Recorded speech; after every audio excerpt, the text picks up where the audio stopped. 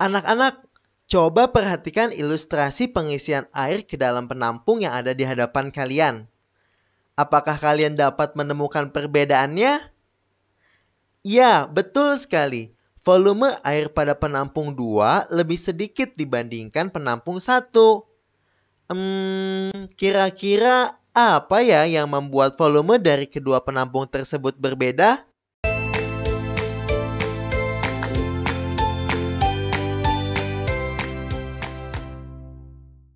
Assalamualaikum anak-anak, apa kabar? Semoga kalian selalu dalam keadaan sehat.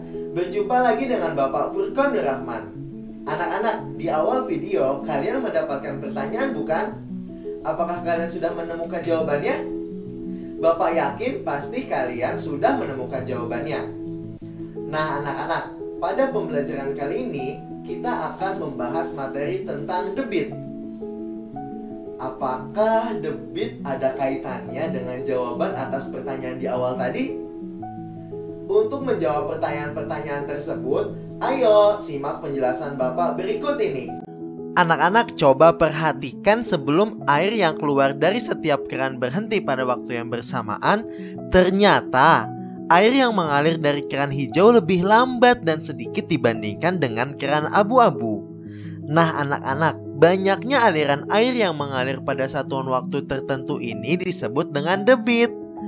Jadi, bisa kita simpulkan bahwa yang membuat adanya perbedaan volume pada penampung adalah debit air yang keluar dari setiap keran berbeda. Untuk membuat kalian semakin memahami materi tentang debit ini, ayo kita lanjutkan penjelasan Bapak berikutnya. Anak-anak, untuk mengetahui besaran debit dari zat cair yang mengalir, kita dapat menemukannya dengan menggunakan bantuan segitiga V/dW. V menyatakan volume, D menyatakan debit, W menyatakan waktu. Nah, di antara huruf V, D, dan W ada garis mendatar dan tegak. Garis mendatar mengartikan pembagian, garis tegak mengartikan perkalian. Jadi, ketika kita ingin mencari rumus debit, maka anak-anak silahkan tutup huruf D sehingga akan didapat rumus debit sama dengan volume dibagi waktu.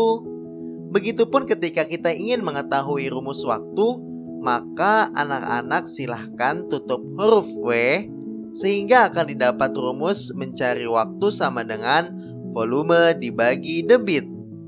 Dan yang selanjutnya, ketika kita ingin mengetahui rumus mencari volume, maka anak-anak silahkan tutup huruf V sehingga akan didapat rumus mencari volume sama dengan debit dikali waktu.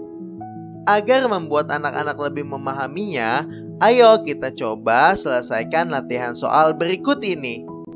Pada suatu hari, Edo dimintai tolong oleh ibu untuk mengisi air di ember hingga penuh. Kapasitas air yang dapat ditampung oleh ember yang Edo gunakan adalah 6 liter. Edo menunggu ember hingga penuh terisi air selama 3 menit. Berapakah debit air yang keluar dari keran tersebut? Baik anak-anak, untuk menyelesaikan soal ini, mari kita gunakan segitiga V/dW. Diketahui volume ember adalah 6 liter. Waktu pengisian hingga ember penuh adalah 3 menit. Kemudian, yang ditanyakan adalah debit air yang keluar pada keran. Sekarang, ayo kita gunakan segitiga V/dW. Untuk mengetahui rumus debit, maka huruf yang kita tutup pada segitiga V/dW adalah huruf D. Maka, rumus mencari debit adalah volume dibagi waktu. Sekarang kita masukkan angka-angka yang ada ke dalam rumus yang sudah kita peroleh. Volume 6 liter dan waktu 3 menit. Berarti debit pada keran adalah 6 liter dibagi 3 menit. Sehingga diperoleh hasil debit dari air keran yang Edo gunakan untuk mengisi ember adalah 2 liter per menit. Baiklah anak-anak, bagaimana? Apakah jawaban kalian sama dengan penjelasan Bapak tadi? Jadi, perbedaan volume antara kedua penampung disebabkan karena adanya perbedaan debit air pada setiap keran. Nah, hari ini juga kita sudah mempelajari tentang pengertian, rumus-rumus, dan juga menyelesaikan masalah tentang debit. Bagaimana? Mudah bukan materi kita hari ini? Bapak yakin anak-anak semua pasti sudah memahami materi yang tadi Bapak jelaskan. Namun, untuk membuat kalian lebih memahami materi yang tadi Bapak sudah jelaskan, silahkan kerjakan evaluasi online melalui barcode berikut ini.